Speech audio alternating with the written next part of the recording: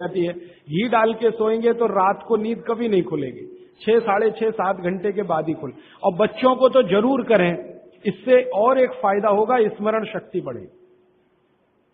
ठीक है, तो अब एक ही कागज पर ये 3 प्रश्न थे, तीनों उत्तर दे दिए। अब आगे जिस कागज में ये प्रश्न आएंगे उत्तर नहीं दूंगा। अभी है हाई ब्लड प्रेशर, रक्त का ऊंचा दबाव, अस्थमा, पेट की कब्जी, और इसमें भी फिर आ गया है त्वचा का कालापन, वो मैं उत्तर दे चुका हूं। अब मैं आ जाता हूं ब्लड प्रेशर हाई है।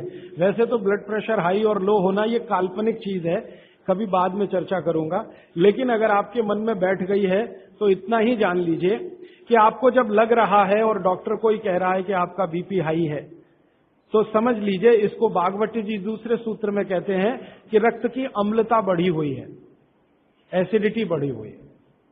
अब रक्त में अम्लता है तो अम्लता को खत्म करने के लिए क्षारीय चीज खाएं, क्षार चीज खाएं, क्षार। अब क्षार वाली चीजें क्या है? सबसे अच्छी क्षार की चीज है मेथी, सब्जी के रूप में भी और दाने के रूप में मेथी। दूसरी क्षार वाली चीज है, आप में से जैन है तो वो नहीं खाएंगे, लेकिन जो जैन नहीं है उनको बता देता हूं, गाजर। तीसरी क्षार वाली चीज है कोई भी ऐसा फल जिसमें रस नहीं है, कोई भी ऐसा फल जिसमें रस नहीं है।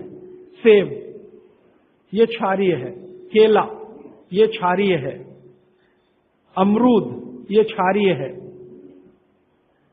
कोई भी ऐसे फल याद रहेगा आपको जिसमें रस नहीं है, ये सब क्षारीय है। सब्जियों में पालक क्षारीय है, बैंगन क्षारीय है।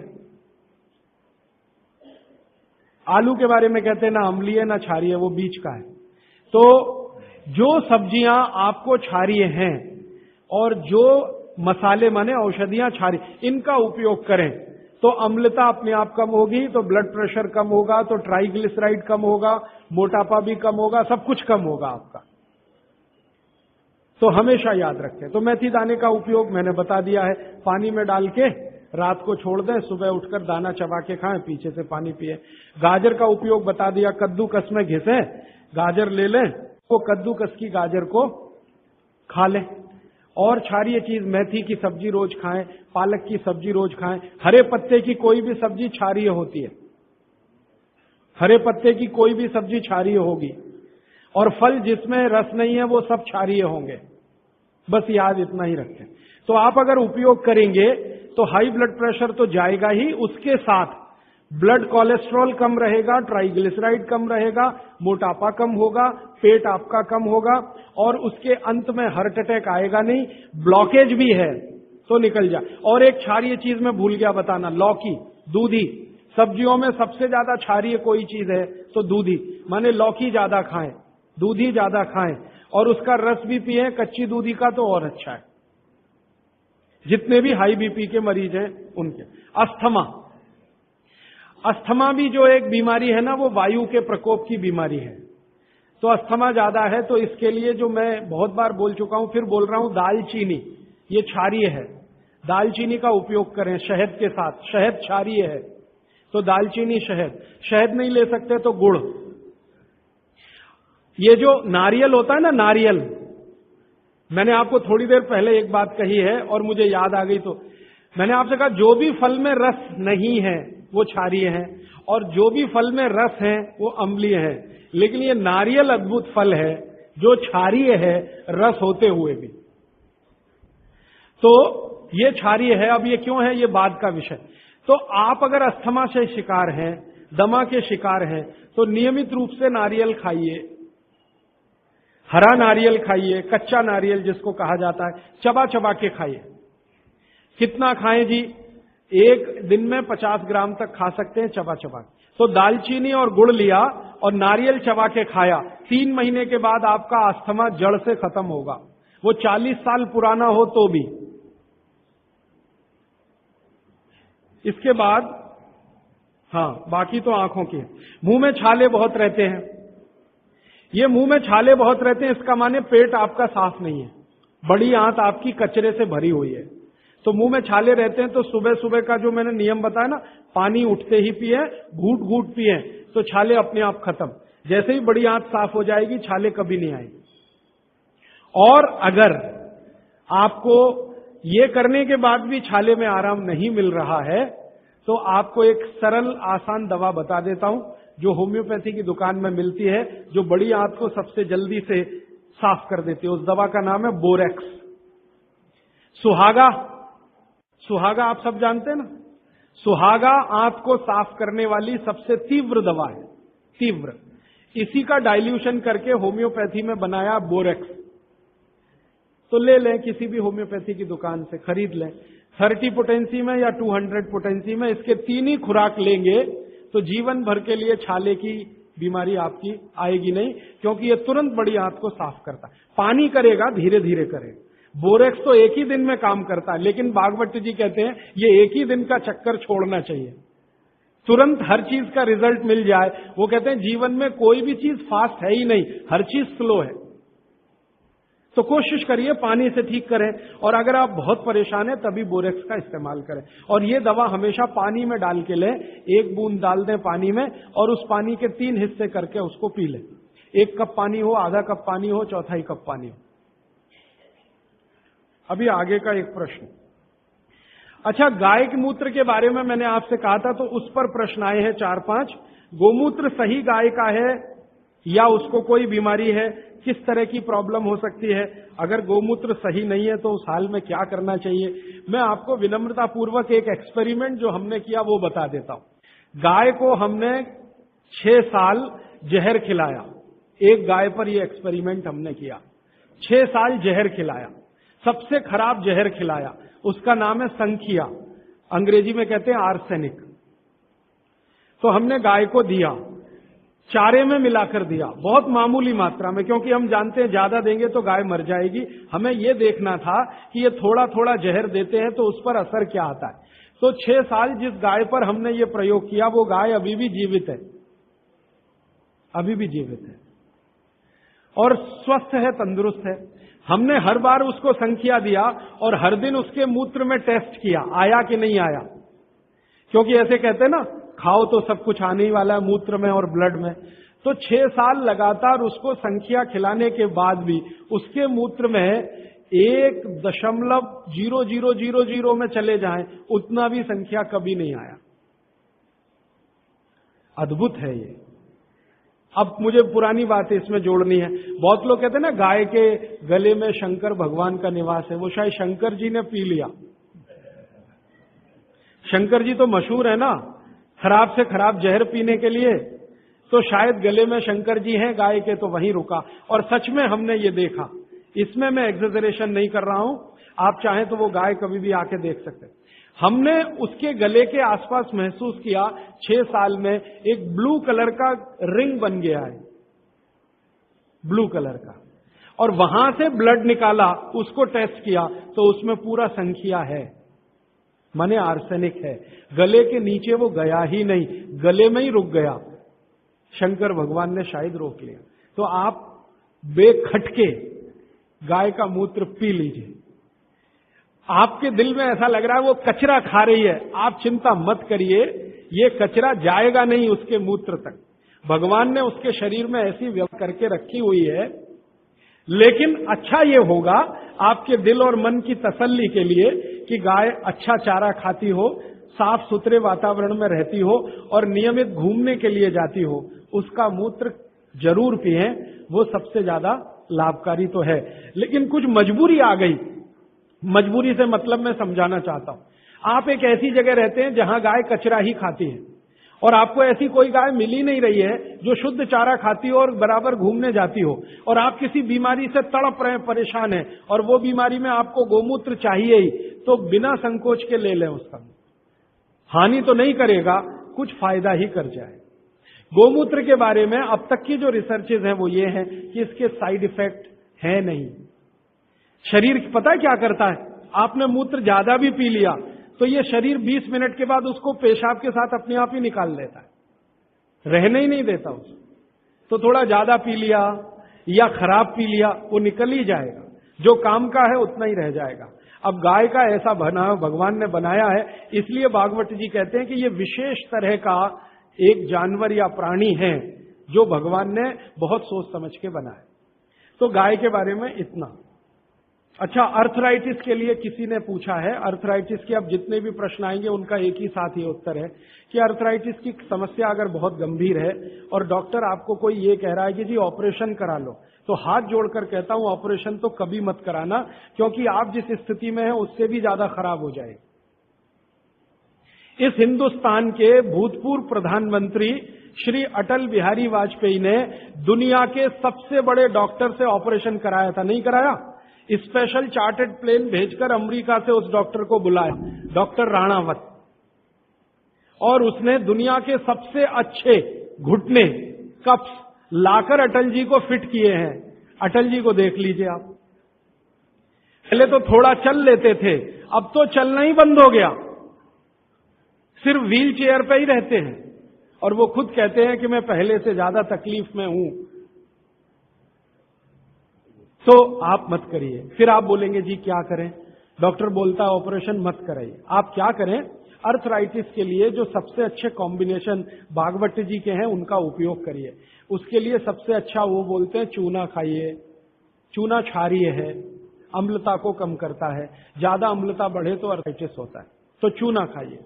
खाने का तरीका मैंने बता दिया, दही में, छाछ में, पानी में, जूस में, और एक दिन में अर्थराइटिस के पेशेंट 2 ग्राम खा सकते हैं, स्वस्थ आदमी तो 1 ही ग्राम खाए। चूना खाइए, मेथी दाना लीजिए, क्षारीय है, और सबसे क्षारीय चीज जो है वो है हार सिंगार का पेड़। हार सिंगार देखा है? परिजात हार सिंगार, छोटा सफेद रंग का एक फूल आता है और केसरिया डंडी होती है। सफेद फूल और केसरिया डंडी, बहुत तेज खुशबू है, रात को ही खिलता है, रात रानी भी कुछ लोग कहते हैं, हार सिंगार कहते हैं। ये पेड़ के जो पत्ते हैं वो ब्रह्मांड में सबसे ज्यादा क्षारीय माने जाते हैं, जो भी औषधियां।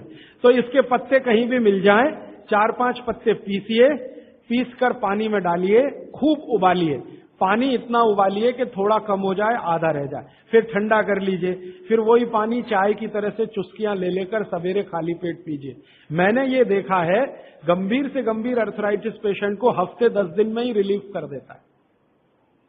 तो ये कहीं भी मिल जाए, नहीं मिले तो हार सिंगार का पौधा गुड़वांचरी में है, तो आप थोड़े पौधे बंटवा दीजिए, सब अपने घर में लगा लें, गमले में हो जाता है आसान। और कुछ खाली स्पेस है तो जरूर, क्यों, ये हर घर में रहे पेड़। कारण क्या है कि आज अर्थराइटिस ही सबसे ज्यादा तकलीफ दे रहा है लोगों को। सुगंधी तो आएगी, नींद अच्छी देगा, जहां आपका बेडरूम है उसके पीछे जरूर लगा लीजिए, और उसका पत्ता आपको अर्थराइटिस से मुक्ति देगा। और दोनों तरह की अर्थराइटिस, रूमेटिड और ऑस्टियो, दोनों ही खत्म होती है इस हार सिंगार के पत्ते से। आइसक्रीम कब खा सकते हैं? कभी भी नहीं, कभी भी नहीं। और अगर आइसक्रीम खा ही रहे हैं, आप कहते हैं जी मन नहीं मानता, स्वाद है और मुंह को लग गया है, अब क्या, तो इसका एक उपाय बता देता हूं। आइसक्रीम खाइए और पीछे से गर्म पानी में घी मिला के पी लीजिए, तो जो कुछ भी तकलीफ वो करने वाली है उससे आप बच जाएंगे। ना खाएं तो सबसे अच्छा। दालचीनी सौंठ का काढ़ा ये लोग जरूर पिए, जिनको अस्थमा है, जिनको अर्थराइटिस है, माने वायु के रोग हैं, वो दालचीनी का काढ़ा जरूर पिए, गुड़ मिला के। मूंगफली और तिल जरूर खाएं। भगवान की दी हुई तिल दुनिया की सबसे अद्भुत वस्तु है। मैं तो आपको कहता हूं, जिंदगी भर मोटापे से बचना है, हार्ट अटैक से बचना है, आपको अर्थराइटिस से बचना है, तो रोज खाने के बाद तिल खाएं, चबा चबा के। काला तिल मिले तो बहुत अच्छा, नहीं तो सफेद ही खाएं। और आप जहां रहते हैं यहां के लिए तो बहुत ही अच्छा, मद्रास जैसे एरिया के लिए। एसिडिटी कम करने के लिए क्या करें? अम्लीय चीज ना खाएं, क्षारीय चीज ज्यादा खाएं, एसिडिटी कम होगी। और पानी घूट घूट पिए, 1-1.5 घंटे के बाद पिए, सुबह उठते ही पानी पिए, एसिडिटी सबसे पहले खत्म होगी। और आखिरी दवा जो सबसे प्रभावी है, जिनको भी एसिडिटी की बहुत तकलीफ है, खाने के बाद ये जो अजवाइन है ना, अजवाइन, इसको भूने तवे पे और थोड़ा काला नमक मिला के ले लें। मिश्री का सेवन बहुत अच्छा है, चीनी से बहुत अच्छा, लेकिन गुड़ से थोड़ा कम अच्छा। मिश्री चीनी की तुलना में तो बहुत अच्छी है और गुड़ से कुछ कम अच्छी है। तो चीनी छोड़ रहे हैं तो मिश्री पे चले जाइए, मिश्री छोड़कर गुड़ पे आ जाइए। हाँ, एक किसी ने सवाल पूछा है कि आप कौन सी जगह पे परमानेंट मिलते। मैं परमानेंट कहीं नहीं मिलता। लोग जो है ना मुझे कहते हैं कि राजीव दीक्षित रेल आश्रमी है, माने हर दिन ज्यादा से ज्यादा मैं रेल में मिलता हूं। तो परमानेंट मिलने के लिए एक केंद्र है, आपको उसका पता किताब में है, वो आप ले लीजिए, फोन नंबर। वहां आप कोई भी चिट्ठी भेजेंगे, मैं जहां भी रहता हूं मेरे पास आ जाती है। और ये करेंगे तो मैं हर जगह खोल खोल के मेरा मेल बॉक्स चेक करता रहता हूं। तो वो पता जो वर्धा सेवाग्राम का है, भारत पीठम 10 जोतवानी लेआउट, सेवाग्राम रोड, सेवाग्राम, जिला वर्धा, महाराष्ट्र। ये मेरा परमानेंट केंद्र है। वहां आप पत्र भेज सकते हैं, फोन भी कर सकते। वहां फोन कभी भी करें तो पता चल जाएगा मैं कहां हूं। और मेरा मोबाइल नंबर आप सबको मैं चाहूं तो लिखा देता हूं, 9422 03599 9422 03599। ये मेरा मोबाइल नंबर है। और ईमेल एड्रेस है rajivdixitaba@redixitab@rediffmail.com। और निरंजन भाई, प्रदीप भाई, ये कभी भी आप इनको संपर्क करेंगे तो ये कहीं भी खोज के बताएंगे कि मैं कहां हूं। अभी मेरे पास एक प्रश्न है, वो इस समय के विषय से तो नहीं जुड़ा, लेकिन मैं जोड़ के जरूर उत्तर दे देता हूं। आजकल हमारे घरों में पेप्सी कोक से भी ज्यादा नूडल्स खाया जा रहा है। पेप्सी कोक कम हुआ है पिछले 2-3 साल में, अच्छा हुआ, नूडल्स खाया जा रहा है। तो नूडल्स के बारे में आपको एक जानकारी दे दूं कि सबसे खराब वस्तु अगर खाने की कोई हो सकती है, कचरे में कचरा, तो वो यही है नूडल्स। एक तो मैदे की है, ऊपर से सड़ा हुआ है। 6-7 दिन मैदे को सड़ा के रखा जाए तब नूडल्स तैयार होता है। और इस नूडल्स में टेस्ट लाने के लिए सूअर के मांस का रस मिलाया जाता है। बिना उसके नूडल्स बन ही नहीं सकता। जो मैगी है ना, मैगी या कोई भी नूडल्स, सूअर के मांस का रस, सड़ा हुआ मैदा, 6-6 दिन पुराना, उससे तैयार हुआ है। अब आप तय कर लो खाना है या नहीं खाना है। एक प्रश्न है जिसका उत्तर दे नहीं सकता। किसी ने कहा आज की शिक्षा बहुत बेकार है, वैकल्पिक शिक्षा की बात बताइए। तो समय ज्यादा है, आप मुझे ईमेल करिए, मैं लंबा जवाब दूंगा। गाय का घी कान नाक में डालने के लिए मैंने बोला था, तो वो उत्तर दे चुका हूं। फिर रिपीट इसलिए कर रहा हूं कि गलती ना करें। घी को हल्का गर्म करना है, ज्यादा नहीं। गाय का घी नाक में डालने के लिए हमेशा हल्का गर्म करना है, ज्यादा नहीं। और एक ही बूंद एक नाक में, दूसरी बूंद दूसरी नाक। हाँ, एक बहुत अच्छा सवाल है, दैनिक जीवन में कौन सा नमक खाएं? सबसे अच्छा सेंधा नमक खाएं। और इसको याद ऐसे रखें, पत्थर वाला नमक खाएं।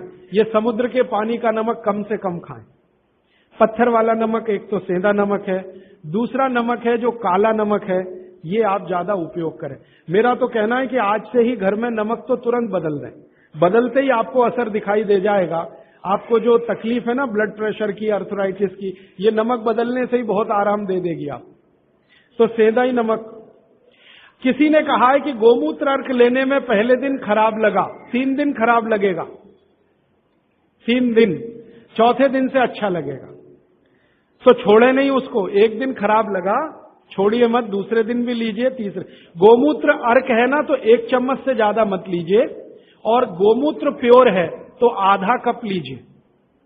किसी को प्रश्न है कि दिन भर नींद आती रहती है, क्या करें? वैसे तो नींद आए तो अच्छा है, लेकिन दिन भर नींद आए तो अच्छा नहीं है, तो क्या करें? इसका मतलब यह है कि आपके शरीर में एक क्षार बहुत कम है, और ये वही क्षार है जो आपको सबसे ज्यादा मिलता है चूने से। जिनको दिन भर नींद आती है वो चूना खाएं, मट्ठे में मिला के, छाछ में मिला के। नारियल का तेल बालों में जरूर लगाएं। किसी ने पूछा है, लगाएं? जरूर लगाएं। नारियल का तेल आप खा भी सकते हैं, क्योंकि आप चेन्नई में रहते हैं। अगर आप पटना में रहेंगे तो नहीं खा सकते नारियल का तेल। चेन्नई में रहते हैं तो जरूर खा सकते। मालिश करना चाहें जरूर करें। डायबिटीज के लिए क्या करें? डायबिटीज का जो सबसे अच्छा उपाय मैंने बताया था, मेथी दाना और त्रिफला चूर्ण। त्रिफला चूर्ण माने हरदे, बहेड़ा, आंवला, 1, 2, 3 अनुपात वाला त्रिफला चूर्ण 1 चम्मच, मेथी दाना 1 चम्मच, दोनों मिलाकर गर्म पानी में रात को रख दें। सवेरे उठकर इस पानी को पी लें और उसमें जो कुछ है चबा के खा लें।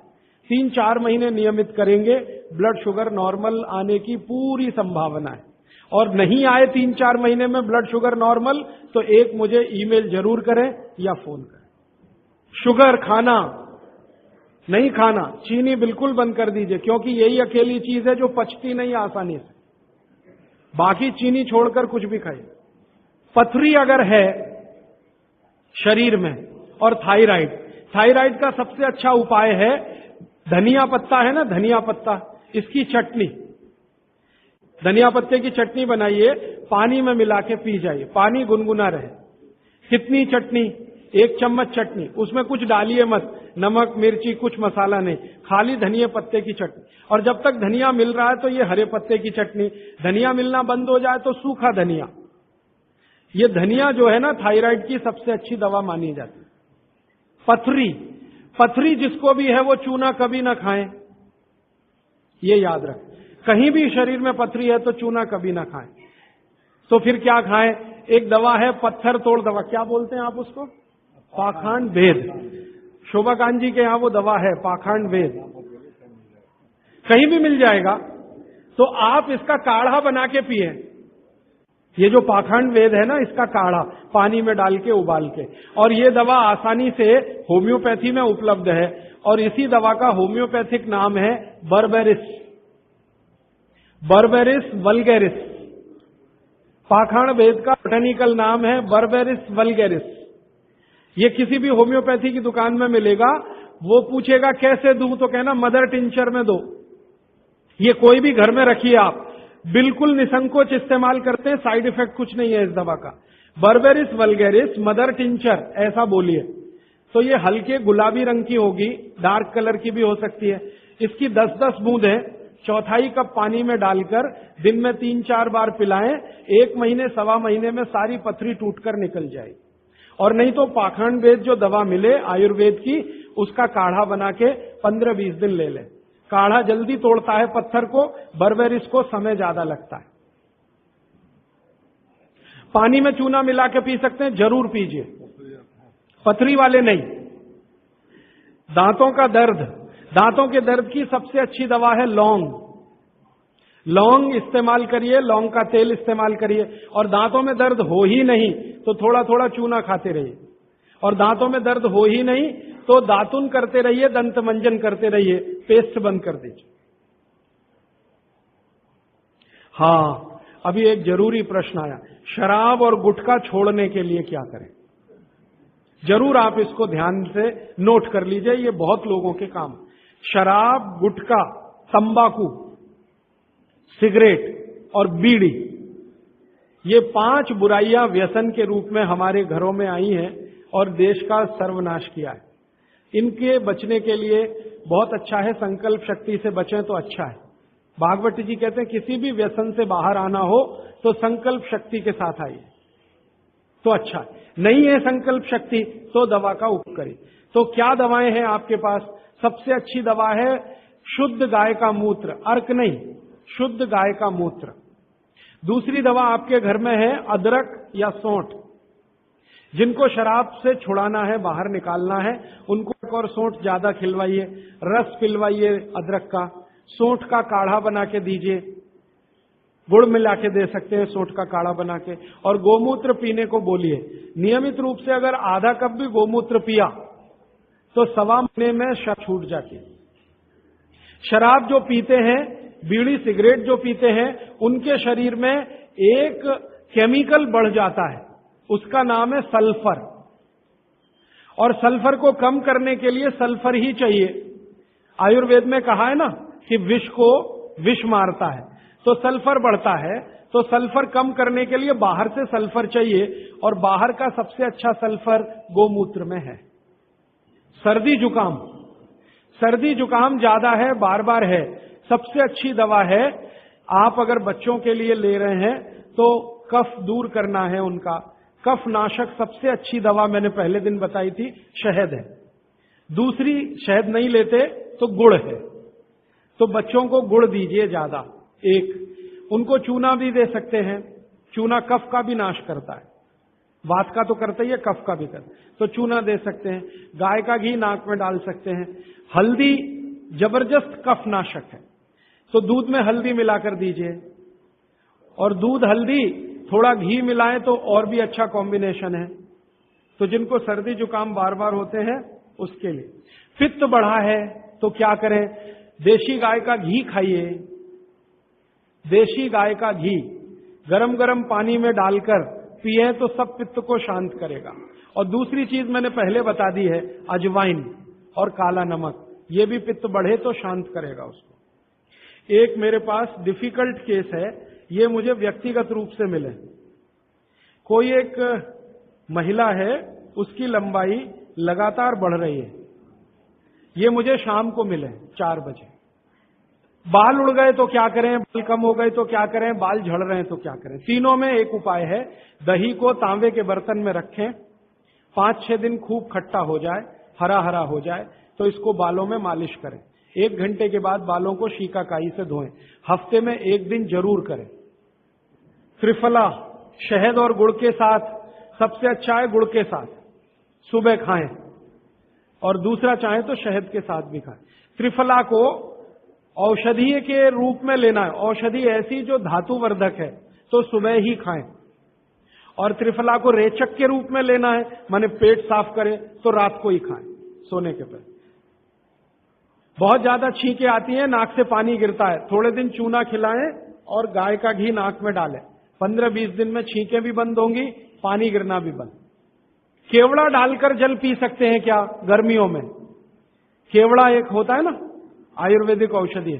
केवड़ा डाला हुआ जल सिर्फ गर्मियों में, मार्च, अप्रैल, मई, जून, बारिश जैसे ही शुरू हो केवड़ा वाला जल बंद कर दीजिए। केवड़ा और एक होता है खस, ये दोनों मिलाया हुआ जल गर्मियों में। अर्जुन की छाल लेने का समय सवेरे का, काढ़ा बनाकर दूध में नहीं तो पानी में, शक्कर नहीं मिलाएं उसमें, गुड़ मिलाएं, अर्जुन की छाल। टॉन्सिलाइटिस की रेमेडी, टॉन्सिल्स की सबसे अच्छी रेमेडी हल्दी, हल्दी का दूध बच्चों को रात को पिलाएं, टॉन्सिल नहीं होगा।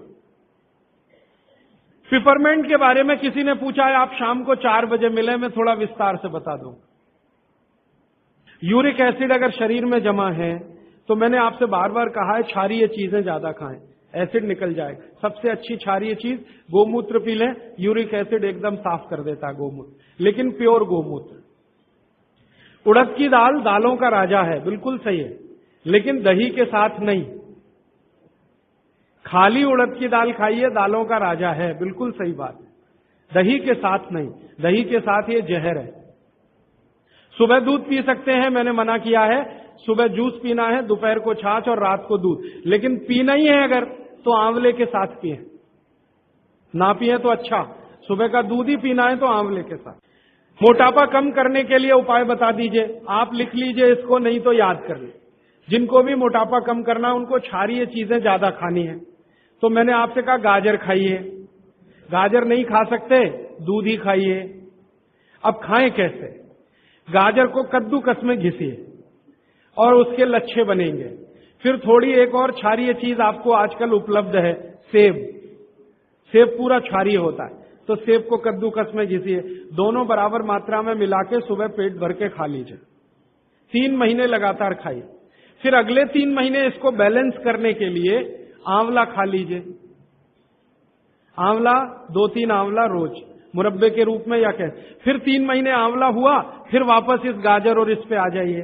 तो साल भर अगर आप करेंगे तो बहुत आराम से 1/3 वजन तो आपका घट ही जाएगा, हो सकता है किसी का आधा भी हो जाए। ह्यूमन यूरिन के बारे में आपने पूछा, मैंने पहले ही बताया, अगर आप शाकाहारी हैं तो अपने मूत्र का भी इस्तेमाल कर सकते हैं, लेकिन गोमूत्र उससे हमेशा बेहतर है। बच्चे पेशाब करते हैं बिस्तर में, इसके लिए क्या करना? खजूर खिलाइए। खजूर छोटे छोटे टुकड़े काटकर बच्चों को खजूर दूध में डालकर, छोटे छोटे टुकड़े दूध में डालकर उबालिए, खूब उबल जाए, फिर वो दूध पिलाइए, खजूर खिलाई, तो रात का बिस्तर का पेशाब उनका बंद हो जाए। वो एक प्रश्न है, वो कब्जी